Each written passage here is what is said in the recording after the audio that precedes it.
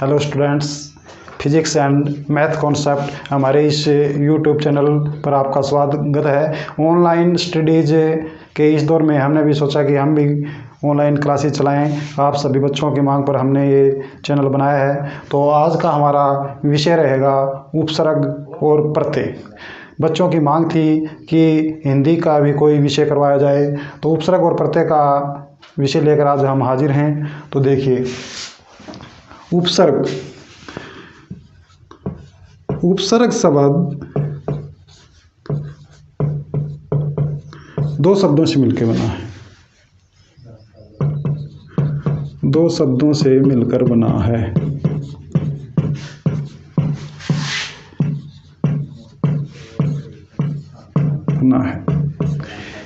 उप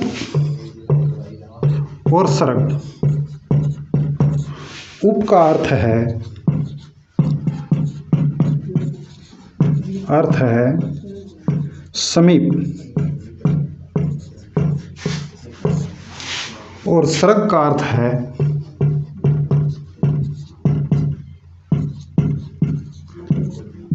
रचना। तो उपसर्ग का अर्थ हुआ दो शब्दों के समीप आकर रचना करना एक शब्द की। तो उपसर्ग किसी भी शब्द के वह शब्दांश होता है, ये शब्द नहीं होता पूरा। उपसर्ग वह शब्दांश होता है जो किसी शब्द के आरंभ में जुड़कर उसके अर्थ में परिवर्तन ला दे, उसे उपसर्ग कहते हैं। परिभाषा फिर ध्यान से सुनिए। किसी शब्द के आरंभ में जुड़कर जो शब्दांश उस शब्द के अर्थ में परिवर्तन ला देता है उसे उपसर्ग कहते हैं। जैसे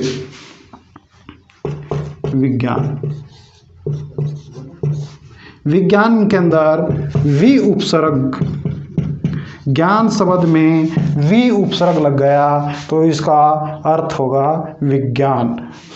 इसी प्रकार पुत्र है, पुत्र के अंदर हम सु उपसर्ग लगा देते हैं आगे, तो सुपुत्र, तो इसके अर्थ में परिवर्तन आ जाता है। इसी प्रकार हमारे जो उपसर्ग हैं वो अलग अलग भाषाओं में अलग अलग हैं। जैसे संस्कृत के उपसर्ग,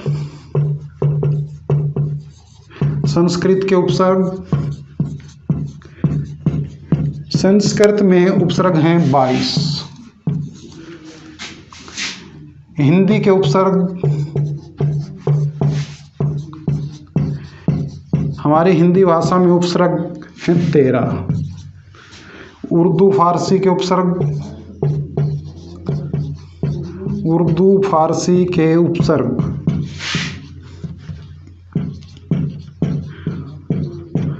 फारसी के उपसर्ग हैं 19।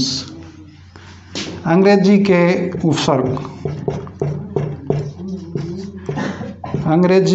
उपसर्ग, इनकी कोई संख्या निश्चित नहीं है। संस्कृत के उपसर्ग जैसे अधि है, अति है। जैसे अधि उपसर्ग देखिए, अधिकार, कार के आगे अधि शब्दांश जुड़कर, अधि उपसर्ग जुड़कर इसके अर्थ में परिवर्तन कर देता है। अतिरिक्त के आगे क्या, रिक्त शब्द के आगे अति उपसर्ग लगा है, अतिरिक्त। हिंदी के उपसर्ग जैसे कुमार्ग, मार्ग के आगे कु उपसर्ग लग गया तो इसके अर्थ में परिवर्तन हुआ।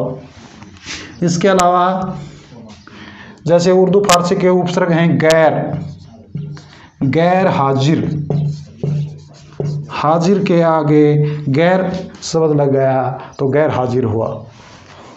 इसी प्रकार अंग्रेजी में जिस तरह है डिप्टी है, उप है, ये अंग्रेजी के उपसर्ग हैं। तो इससे क्या समझ में आएगा, जो शब्दांश किसी शब्द के आरंभ में जुड़कर उसके अर्थ में परिवर्तन ला देता है उसे उपसर्ग कहते हैं। और उपसर्ग के बाद जो शब्द लगता है वो पूर्ण शब्द होता है, उसका अपना एक सार्थक अर्थ होता है। उपसर्ग सिर्फ आरंभ में लगकर सिर्फ उसके अर्थ में परिवर्तन करता है। कुछ उपसर्ग हैं वो संधि होने के बाद भी लगते हैं, जैसे प्रत्युत्तर। प्रत्युत्तर है, प्रत्युत्तर में तो इस उपसर्ग का पता हम कैसे लगाएंगे, इसको हम संधि विच्छेद कर लेंगे। जैसे प्रति प्लस उत्तर, प्रत्युत्तर। तो इस प्रकार के भी उपसर्ग हैं जो संधि करके बने हैं। अब हमारा देखिए दूसरा टॉपिक प्रत्यय। तो उपसर्ग में हमने क्या पढ़ा कि उपसर्ग किसी शब्द के आरंभ में लगकर उसके अर्थ में परिवर्तन ला देते हैं। और प्रत्यय में क्या है, प्रत्यय वह शब्दांश है जो शब्द के पीछे लगता है। वह शब्दांश जो किसी शब्द के पीछे लगकर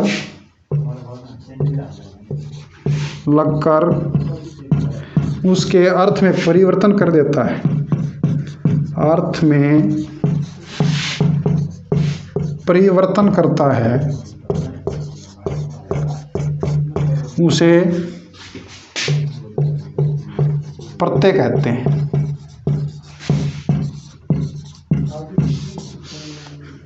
जैसे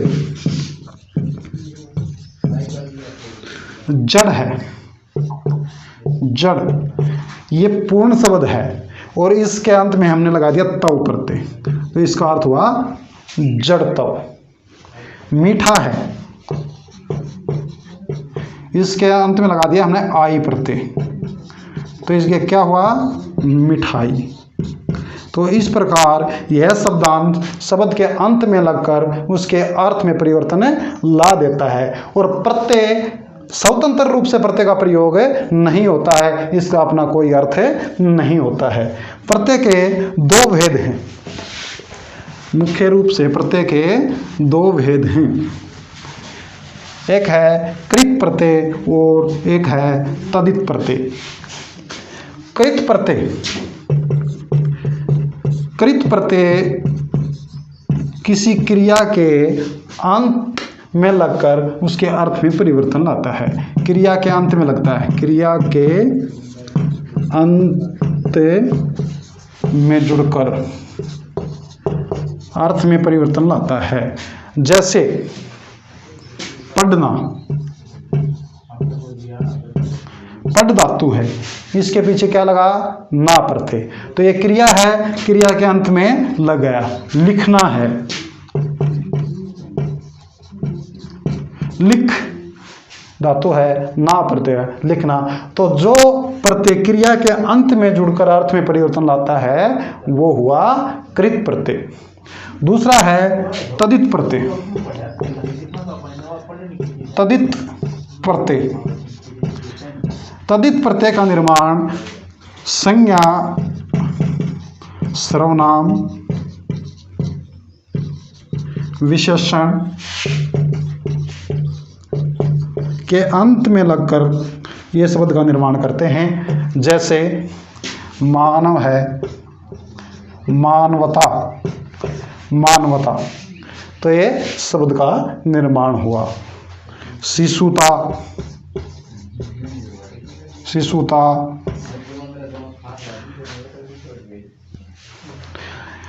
तो ये हुआ हमारा उपसर्ग और प्रत्यय का चैप्टर।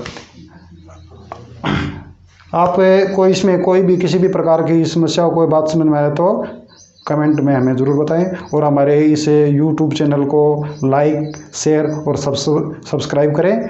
तब जब तक अगली वीडियो लेकर आएँ तब तक